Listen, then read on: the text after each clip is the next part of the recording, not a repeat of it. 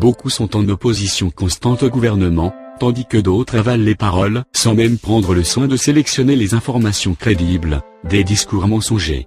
Le plus dur étant bien sûr de trouver le juste milieu entre ces deux extrêmes. Anonymous est en grande majorité antisioniste, ce qui devrait nous rassembler dans une même lutte. Malheureusement certains de tes propos ambigus nous laissent un doute. L'affaire sur la quenelle est finalement plus complexe qu'elle en a l'air. Certains voient ce geste comme une provocation antisioniste, voire antisémite, car ce geste est quasiment toujours associé à la religion juive ou aux juifs directement. D'autres le voient comme de l'humour pur et simple. Et pour finir, d'autres associent ce geste au mécontentement du peuple vis-à-vis de son gouvernement, une réplique anti-système.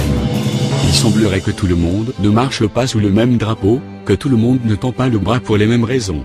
Vouloir exposer un symbole pour exprimer une idée peut être dangereux quand on ne connaît pas la réelle signification de celui-ci. Combien utilisent le symbole d'Anonymous en pensant représenter un groupe de hackers? Combien utilisent la quenelle en pensant qu'il s'agit d'une sorte de désobéissance civile? Combien l'utilisent pour exprimer leur antisémitisme? La quenelle est d'autant plus paradoxale dans son utilisation, quand on voit que des personnes la font contre Madame Taubira qui est noire. Dieudonné, n'étais-tu pas censé te battre contre le racisme? Il semblerait que ton geste soit repris contre tes propres idées. Ne maîtriserais-tu plus la situation? Trouves-tu normal que des personnes fassent le geste que tu as initié, devant des camps de concentration à Auschwitz? Ou encore qu'Alain Soral, que nous qualifions d'un de tes alliés politiques, fasse une quenelle devant le mémorial de la Shoah sans aucun regret?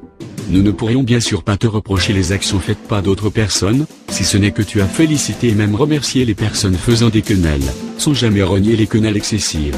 Pourrait-on croire que tu penses la même chose qu'eux? Ton action semble en effet davantage tournée vers la politique et non vers un réel one-man show.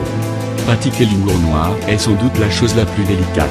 C'est un humour qui doit avoir des limites, pour rester en vigueur des lois et ne pas être perçu comme raciste, antisémite, homophobe, etc. Prenons l'exemple d'un autre humoriste, Jérémy Ferrari. Il a également un humour noir, mais n'a pas comme toi une portée politique dans ses propos. Il parle différemment dans ses sketchs et quand il est interviewé à la télévision. Il fait une différence nette entre l'humour et ses pensées.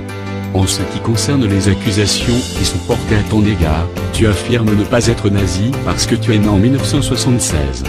Quand l'on désigne les nazis, on ne désigne pas seulement les personnes ayant été sous la conduite d'Hitler, mais on évoque une idée, une idéologie. Et une idée, ça perdure dans le temps, nous sommes sans doute parmi les mieux placés pour vous affirmer que rien n'arrête une idée. C'est bien pour cela que le gouvernement prend une position ferme vis-à-vis de ceux qu'il interprète comme une apologie de la pire idéologie que le monde ait pu connaître. Au final, où te places-tu? Nazi? Humoriste? Un nazi sous la protection de l'humour? C'est une question que l'on pourrait se poser. En tant qu'Anonymous, et après les opérations Palestine et Israël que nous avons réalisées, sans compter un certain antisionisme présent dans notre mouvement, il aurait été logique de nous ranger à tes côtés. Mais se rapprocher davantage sera impossible tant que ces confusions persisteront. Nous attendons ta réponse. Nous sommes partout. Nous sommes puissants. Nous sommes une idée. Nous sommes Anonymous. Nous sommes légion. Nous n'oublions pas. Nous ne pardonnons pas. Redoutez-nous.